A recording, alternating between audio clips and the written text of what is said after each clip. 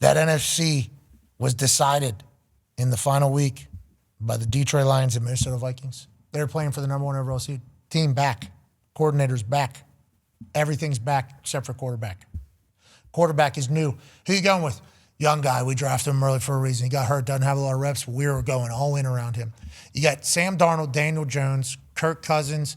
Rodgers was available. Aaron Rodgers allegedly was waiting to hear if they wanted him.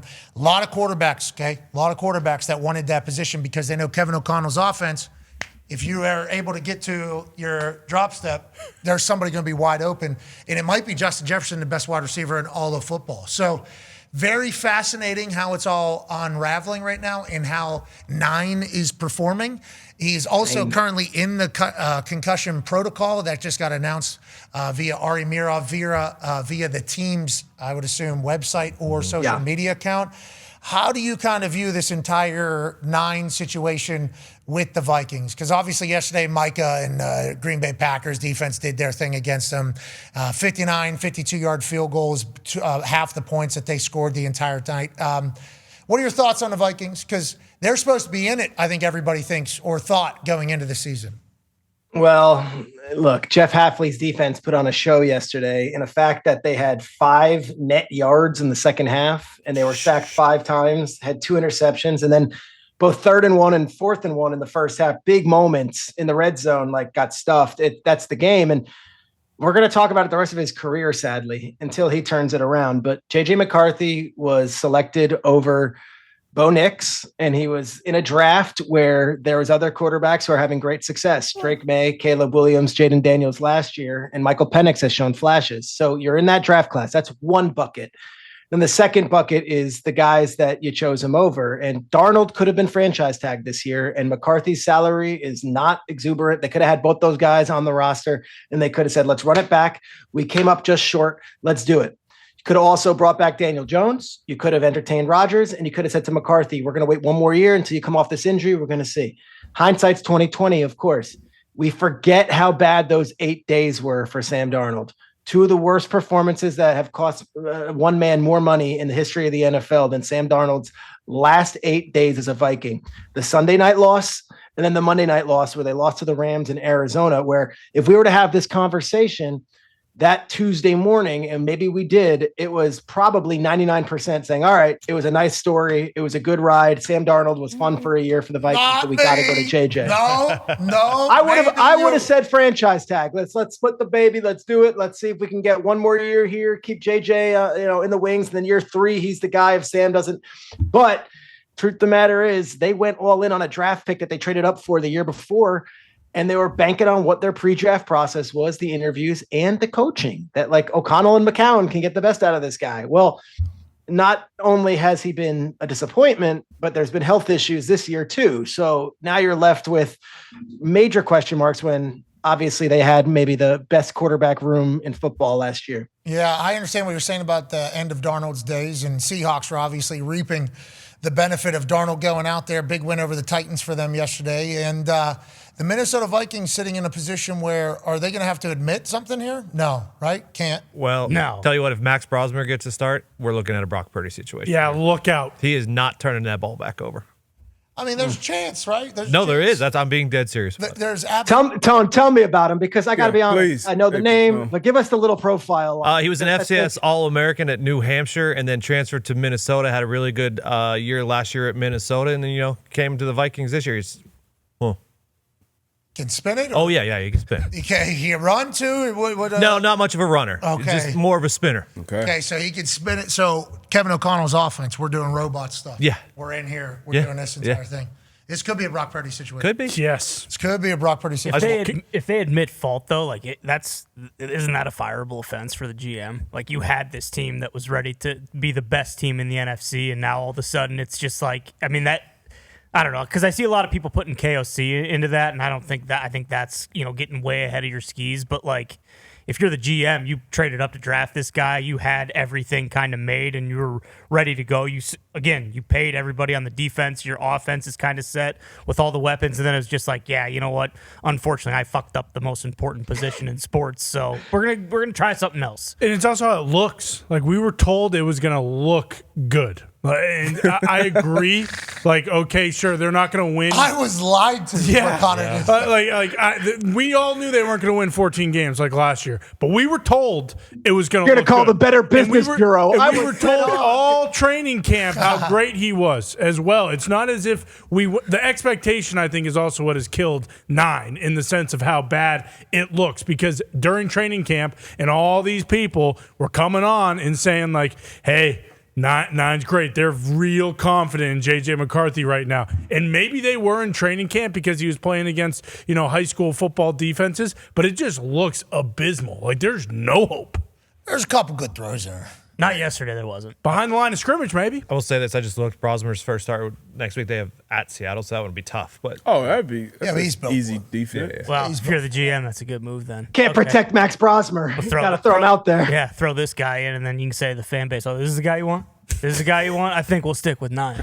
No, the postscript on it all, and I think I've said this before, maybe on this show, but like the Commanders thought Sam Darnold was coming to them last year, and at the last second, he's like, I'm actually going to go with O'Connell and go with those guys, and they were like, well, all right, we'll pivot, we'll go with Mariota. But like, what a sliding doors moment if Darnold was in Washington, never takes the field, and then all of a sudden it's Jaden from day one, and we don't even know about Sam Darnold, and it's like, I don't know. It's just amazing how the NFL works, and it's these moments that like come and go. Butterfly effect, I believe, the decisions. Yes, that's what it's called. Everything like That's that. better off. Voice from Ethan Iberg. Hashtag I don't want to overreact, but the Vikings are the most doomed franchise in NFL history. 4th best win percentage with no Lombardi to show for it. Allergic to finding a franchise quarterback, yet always good enough to not have a good draft pick. I'm ready to join D-Butt and find a new team. What do you think? Finally. I'm seeing more and more of this every week. More and more. Come on. Especially as the season unravels. Don't let one franchise ruin your fucking happiness for 5-6 months. Don't do it. Yeah, you can't do it, especially if your team is one of those teams that potentially ruins people's happiness week in, week out. The Vikings should not be that. Last year, Super Bowl. That's the big issue, is like they had a team that we all thought could go on a run. And what all the experts were saying was, if we get any semblance of quarterback play at quarterback for this Vikings team with how they're built, this team will be good. And also, don't look now, maybe they get better with J.J. McCarthy, actually. It's like, all right, stupid. Okay. We heard that a lot. Oh, yeah. A lot. A lot of people saying that. And then we heard Kevin O'Connell at the owners' meetings say the number one thing he looks for in a quarterback is accuracy. Isn't that what he said? Yeah. It's a good pass, though. It's pretty. So, like, he got hit. That wasn't the one I was talking about. I was talking about the later interception. Yeah, but it's like arm talent seemingly is what they were looking for. Jim Harbaugh said, now granted, Jim Harbaugh was his college coach. And like he said, it was the greatest pro day he's ever seen. And then you have people that Jim Harbaugh said it was the greatest pro day of all time. That's Jim Harbaugh. This is college coach. Yeah, there's a lot of Harbaughs, it feels like, in the media with J.J. McCarthy. But when he said that, though, exactly, a lot of people saying the biggest poll or takeaway, at least, was Penix. It was like, oh, okay, accuracy. Penix is incredibly accurate, but then Penix went to Atlanta at 8, and nobody had that build at all. So maybe, I don't know. And then Sean Payton also, people are kind of circling back to Sean Payton saying, like, I fucking told the Vikings we were trading up for J.J. McCarthy, and guess what they did? They traded up to fucking steal him from us, and we wanted Bo Nix the whole time. So, like, it does feel as though Sean said it in like 2024, I guess. Yeah, right after during that press conference. So, who knows what happens, but it sure seems like they fucked it up. That's what people are saying. Plain and simple. Yeah. And their fans are getting new teams, more teams. That's the 4th winning percentage, 4th highest. Nick Mullins threw for 400 yards in this offense. Twice. 400 yards. That's the biggest. Come on now. Nick can spin it. Yeah, you can. Yeah. Yeah, he can. That's the biggest knock on JJ, though. Because of this KOC offense. And how many people have we seen? He's the greatest wide receiver in the history of football. And him just being like, yeah, I got to be a part of the solution here. It doesn't matter what quarterback is. I got to do my thing. And then he starts seeing these balls go. Coach O'Connell, these are the worst thrown footballs I couldn't even tell you the last time I had throws like this, because he's obviously experienced bad throws throughout some point. Sure. Yeah. Somewhere in high school, maybe. Played with Carson for a little bit, too. Yeah, now I'm just thinking after Todd pointed out that throw, that little video that we saw of the receivers getting ready for the game this week, that if they were on those things, if they had those gimmicks. I missed this. No, you didn't. Yeah, what video? You talking about the guy on the stilts? Oh, yeah. Walking. Oh, Yeah. That would have been right. It would have Right in the one. Yeah. yeah. So maybe he does have a little bit of what would that be called? Where objects in the mirror. Depth closer to- perception? Yeah, maybe Yeah. his depth perception not great. Maybe wide receivers look bigger. You know, like maybe it's so blurry they're like stacked on top of each other. Does he need? So he thinks he's hitting them right in the helmet. Turns LASIK. out he's 12 feet. Jameis situation. Yeah, he needs LASIK. Boom. 9 needs better eyes. That could be the problem. I'm back in. All right. You need to get LASIK. It helps. Jameis is catching touchdowns now. Yeah. Yeah. I haven't seen that one. I've heard the depth perception near side at far side. I haven't seen where a 6-foot guy looks 16 feet tall. No, it's just blurry. You know how people say they see 2 different things? Instead of seeing 2 different ones, they're just stacked on top of each other. So it's almost, Okay. Jameis, look at get off me. He said he's available to do anything to make the team better, including play tight. Hey. Awesome. Oh, the nice Jameis. He's the best. Love everything about him. Very play. thankful that football exists so that we can live in a world where Jameis Winston can catch a touchdown and stiff arm somebody, break a tackle, and shake somebody at the same time. Shout out Jameis doing his thing. Always, when they put this play in, he probably told somebody, I'm going to catch that thing. I'm going to shake a guy. I'm going to make a stiff arm spin move, break a tackle, touchdown. Just what I can do. I assume he's always expecting the most epic outcome, Jameis. Yeah. Which is why I think we love him. Yeah. Probably told Gunner, I don't care if I'm up, just throw that bitch up. I'm gonna go get it. Yeah, I'm a and make Heisman play. bitch. I mean, not to mention too, we inside, but we outside. We outside, but we inside. Before the game started. Of course, and that's another pregame speech that just go ahead and save it, lock it in for the rest of time for football. I love Jameis. That's a tough down for that defender.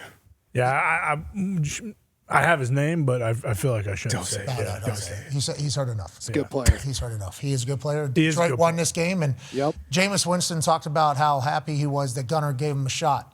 You know, he said every once in a while you just need your quarterback to give you a chance. Yep. You heard him start talking about that, and Gunner pulling the trigger for him, and for all of us, really. Yeah. Thank you for throwing that, Gunner. Thank you for throwing that. We That's need Jamie.